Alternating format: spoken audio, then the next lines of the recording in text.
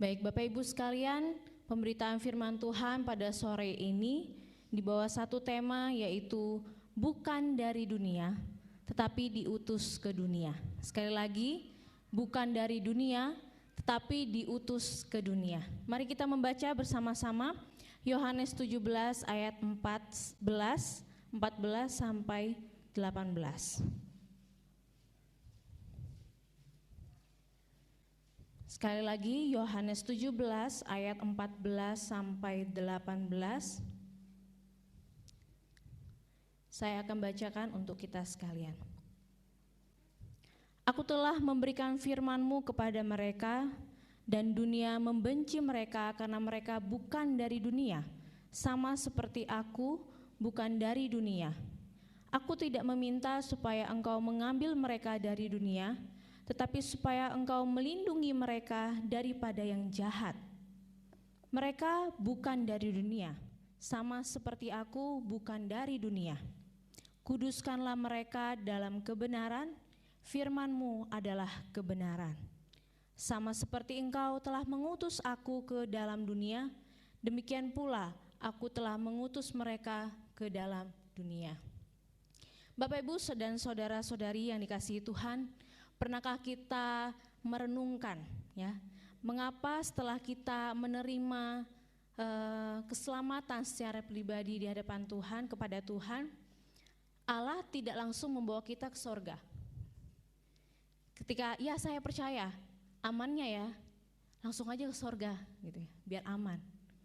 Mengapa setelah kita diselamatkan Allah tidak membawa kita, malah kita masih dibiarkan tinggal di dunia yang penuh tantangan ini, yang penuh masalah fundamental, yang penuh ya persoalan. Kenapa? Kenapa nggak langsung aja naik ke surga gitu? Nah Bapak Ibu, hal ini membawa kita pada satu pengakuan, yaitu apa sih tujuan hidup kita? Sebagaimana yang sudah dirumuskan dalam pengakuan dalam Katekismus Westminster, tujuan umat manusia ialah memuliakan Allah dan menikmatinya. Kapan? Selama-lamanya. Ketika seseorang menerima Kristus, ia tidak hanya momen itu saja, tetapi menikmatinya sampai kapan? Selama-lamanya. Artinya, memuliakan Allah tidak boleh dibatasi hanya di dalam dinding gereja, melainkan mencakup segala aspek. Entah itu usia anak-anak, balita, bayi, sampai orang dewasa, lansia pun, segala aspeknya hanya untuk memuliakan Tuhan.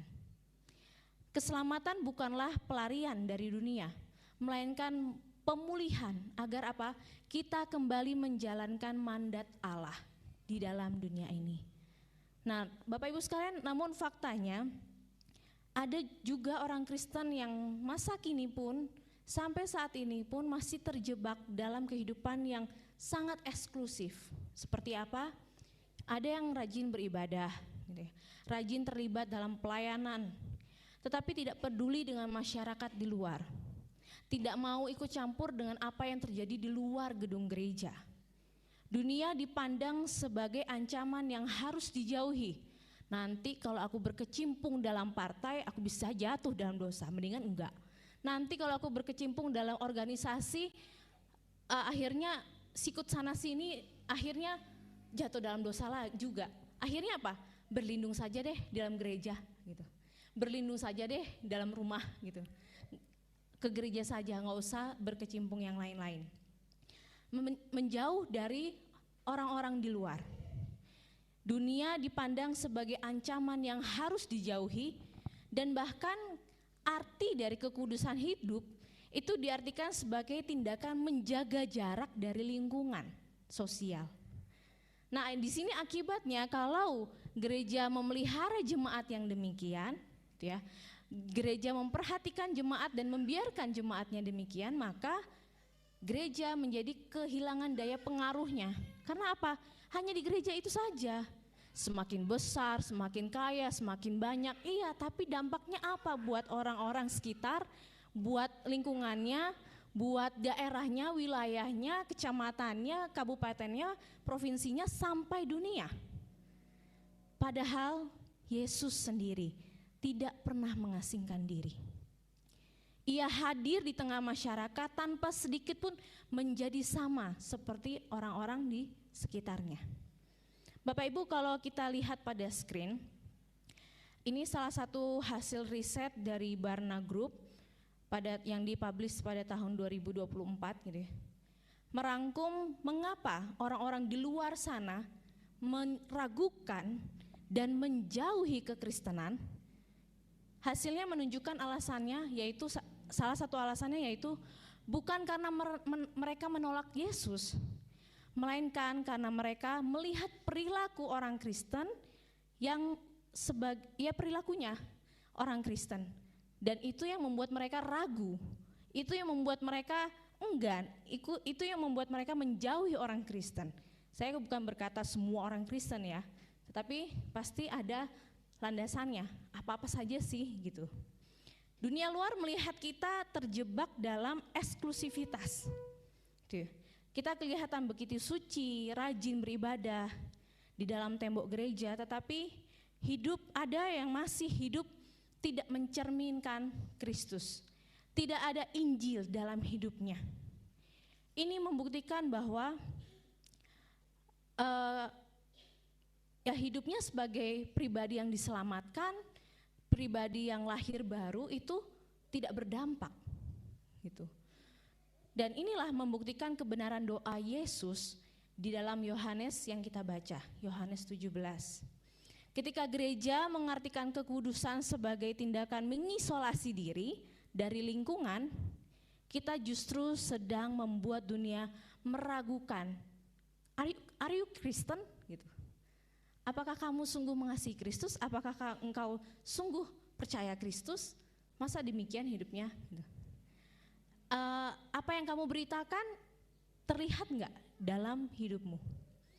Bapak Ibu, kita dipanggil bukan untuk bersembunyi, cari aman, gitu, melainkan untuk hadir dan berdampak bagi kemuliaan Allah.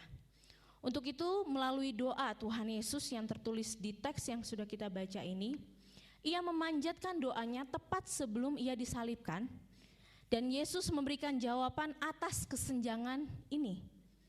Ada 3 hal atau 3 kebenaran yang kita akan pelajari.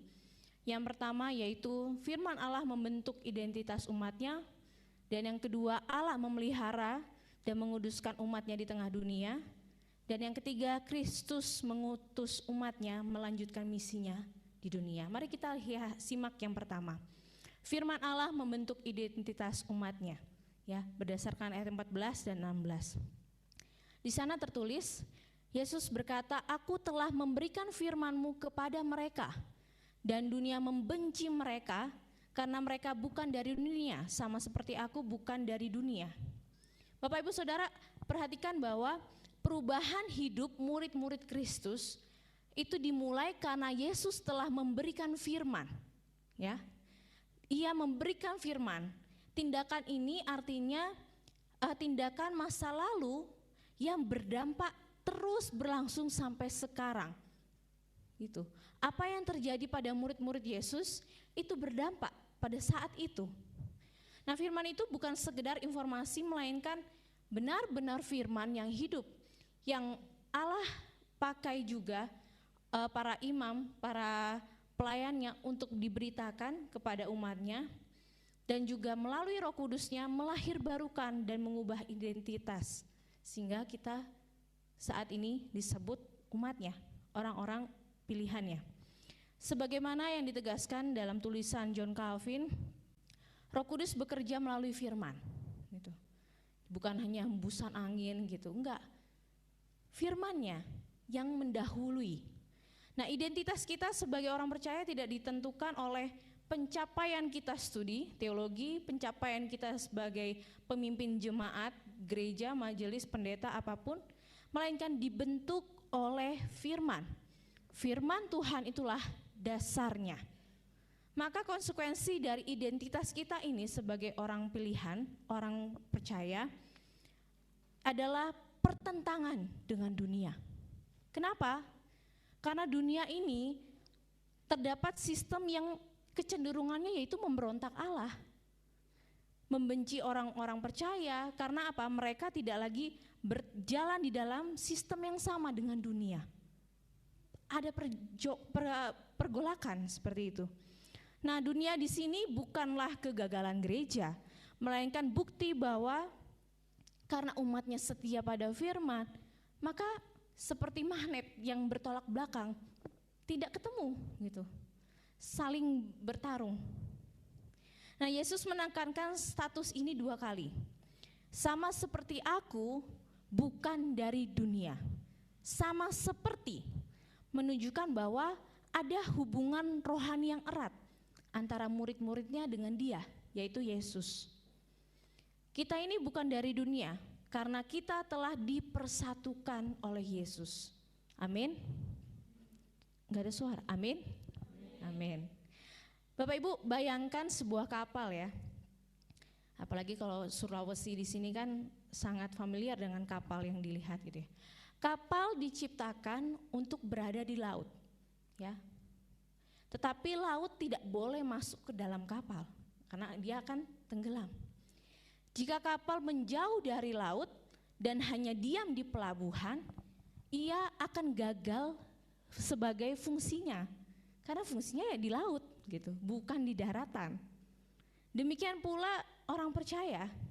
Lokasi kita ada di tengah dunia ini, sekalipun kita saat ini berkedudukan di tempat kita domisili saat ini, tetapi orientasi hati kita, pikiran kita, seyogyanya adalah misi Allah di luar sana.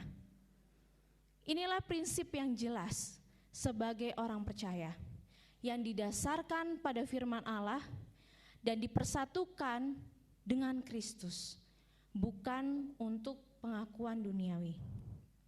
Untuk itu, jangan kita biarkan identitas kita ditentukan oleh jabatan di kantor, nominal rekening atau status sosial. Ketika pekerjaan terguncang, ya, ketika ada pergolakan, ada masalah, dan dunia menolak nilai-nilai prinsip kebenaran dalam hidup kita, ingat bahwa status kita adalah mutlak anak Allah. Beranilah kita berkata tidak pada praktek-praktek yang bertentangan dengan firman Tuhan. Jangan sampai kita mengutamakan peer pressure, tekanan sosial. Wah, saya harus gaul, harus menggunakan bahasa-bahasa gaul supaya diterima di lingkungan yang seperti ini. Gitu. Saya harus mengenakan pakaian yang bermodis supaya diterima di kelompok seperti ini. Wah, gereja itu rata-rata semuanya seperti ini. Saya harus sama seperti mereka supaya saya diterima. Bukan itu. Tujuan utama bukan itu, ya.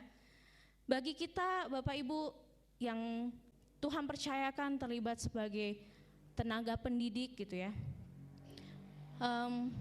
Sekalipun banyaknya artikel yang kita sudah publish, berapa banyak mata kuliah yang sudah kita ajar, bahkan sebanyak apapun mahasiswa yang menghormati kita gitu ya. Identitas kita yang pertama adalah mula-mulanya kita pendosa, kemudian ditebus dan dipersatukan oleh Kristus. Maka jagalah ruang kelas itu dengan penuh pengagungan kepada Tuhan melalui apa yang kita ajarkan dan bagaimana hidup kita gitu. Nah, banyak juga mahasiswa teologi ya, akhirnya kehilangan identitas rohaninya ketika terjebak dalam rutinitas tugas, bangun pagi, kerja praktis gitu ya, terus kemudian ibadah, kuliah, makan siang dan seterusnya sampai malam. Terus tiba-tiba sudah berjalan aja hidup tanpa meaning, tanpa feeling apapun gitu. Terlalu menghafalkan diagram Injil, terlalu menghafalkan bahasa Ibrani, bahasa Yunani gitu.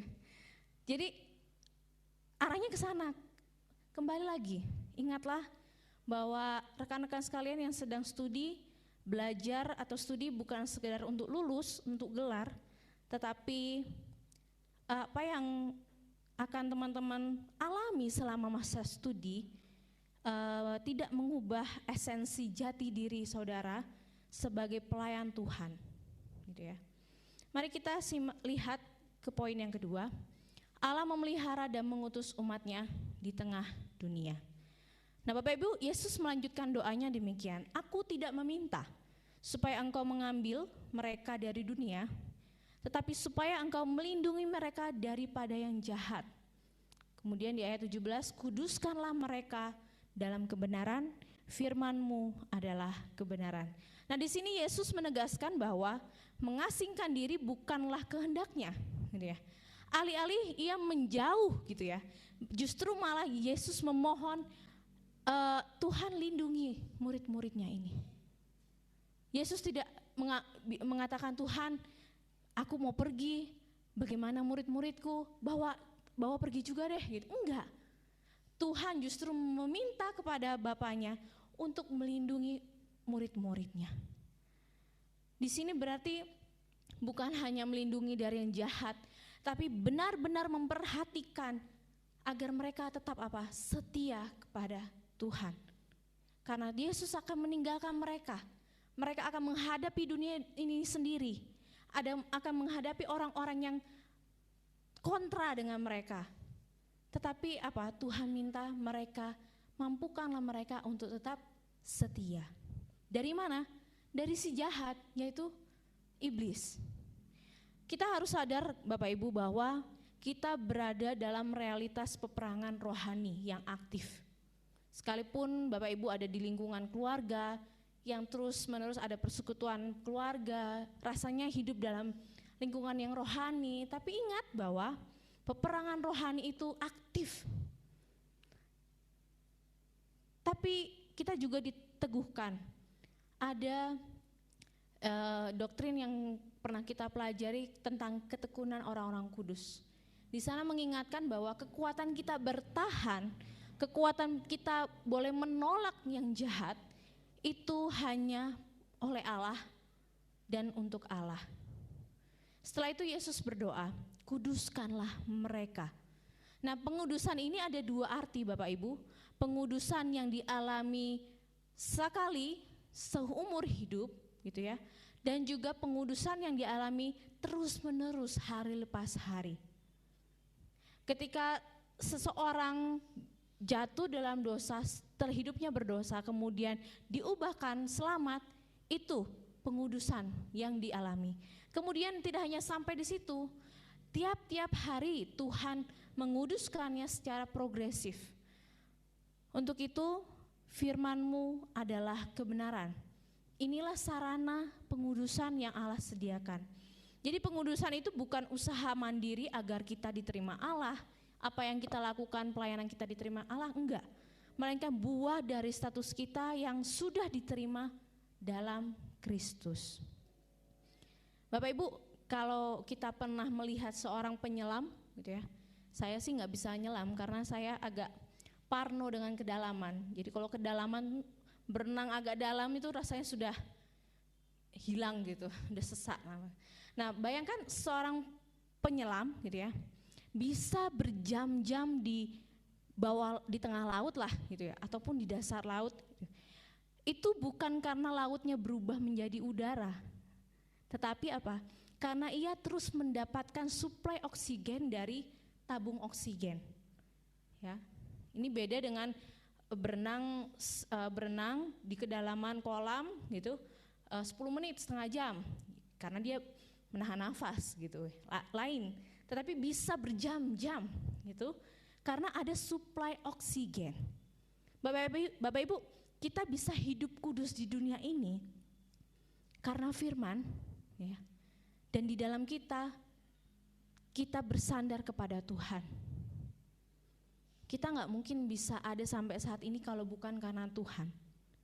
Sama seperti penyelam, tidak mungkin bisa berjam-jam di laut tanpa suplai oksigen. Untuk itu, ini prinsip yang penting yang patut kita ingat, bahwa pengudusan terjadi terus-menerus melalui firman-Nya. Di tengah realitas dunia ini, Allah tetap memelihara melalui firman-Nya. Kita lihat poin yang selanjutnya. Yang ketiga, Kristus mengutus umat-Nya melanjutkan misinya di dunia. Ayat 18. Ini klimaks daripada doa Yesus ya. Sama seperti engkau telah mengutus aku ke dalam dunia, demikian pula aku telah mengutus mereka ke dalam dunia. Kalau kita urutkan, maka urutan teksnya seperti ini. Pemeliharaan Tuhan, pengudusan Tuhan, hari lepas hari gitu ya, dan juga pengutusan.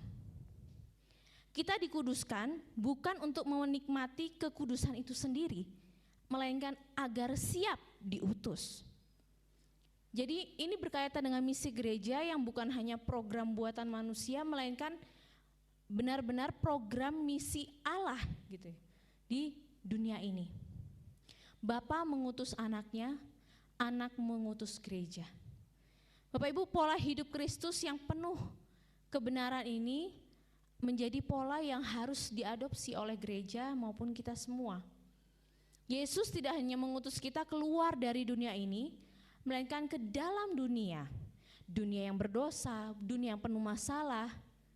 Tetapi ini bukanlah musuh yang harus dijauhin, melainkan apa? Harus kita perangi dengan Injilnya. Tujuan akhir dari pengutusan itu adalah, kembali lagi, tujuan hidup memuliakan Tuhan. Apapun untuk kemuliaan Tuhan. Agar melalui hidup kita dunia melihat karya keselamatan Allah, dan akhirnya mereka, banyak orang semakin memuliakan namanya. Di sini prinsip penting bahwa setiap kita adalah utusan Kristus yang ditempatkan di dalam dunia, bukan menjauh dari dunia. Ada orang yang tidak seiman dengan kita, udahlah biarin aja. Seperti itukah? Apa dampak yang bisa kita berikan ke keluarga kita yang masih belum percaya kepadanya, yang masih belum menerima Injil? Bapak Ibu sekalian, Senin, ada yang Senin sampai Sabtu, waktu di sekolah, di tempat kerja, berusaha, di ladang gitu ya, dimanapun, itu pun adalah ladang Tuhan. Tuhan mempertemukan kita dengan siapapun, mari bersaksi tentang Tuhan. Jika Bapak Ibu adalah seorang pengusaha, utusan Kristus berarti mengelola bisnis dengan keadilan dan menjadi berkat bagi karyawan gitu. Itu termasuk ladang yang Tuhan percayakan buat Bapak Ibu sebagai pengusaha. Jika Bapak Ibu sebagai ibu rumah tangga, ya Bapak Ibu ibu-ibu ya, ibu rumah tangga ya, diutus untuk menanamkan Injil kepada anak-anak. Jika Bapak Ibu seorang perawat, pegawai, siapapun, ya Bapak Ibu harus memancarkan Injil Tuhan di ladang saudara saat ini.